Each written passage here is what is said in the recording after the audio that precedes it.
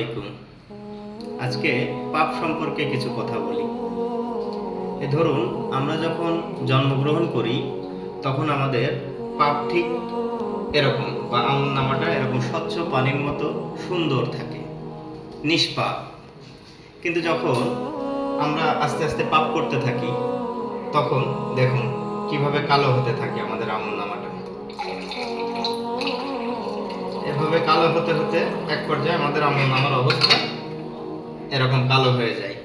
ঠিক তখনই আমরা চিন্তা করি যে আমরা অনেক পাপ করে ফেলেছি, আল্লাহর কাছে আর ক্ষমা পাবো না, কোন মুখ নিয়ে আমরা আল্লাহর কাছে যাব। আমরা এমন একটা পর্যায়ে চলে যাই, মনে হয় যে আল্লাহ আর আমাদেরকে কখনোই ক্ষমা করবে না।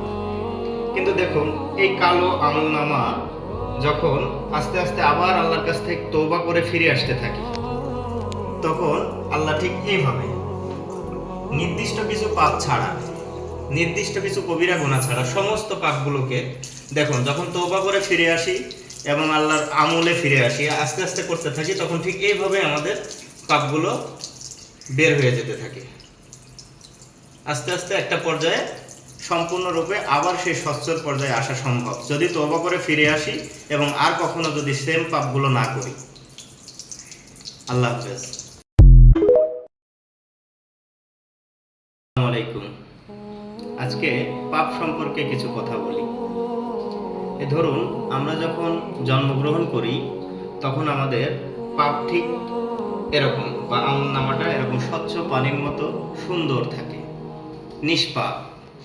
কিন্তু যখন আমরা আস্তে আস্তে পাপ করতে থাকি তখন দেখুন কিভাবে কালো হতে থাকে আমাদের আমলনামাটা।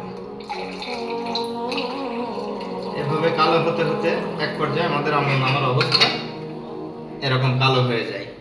ঠিক তখনই আমরা চিন্তা করি যে আমরা অনেক পাপ করে ফেলেছি, আল্লাহর কাছে আর ক্ষমা পাবো না, কোন মুখ নিয়ে আমরা আল্লাহর কাছে যাব। আমরা এমন একটা পর্যায়ে চলে যাই, মনে হয় যে আল্লাহ আর আমাদেরকে কখনোই ক্ষমা করবে না।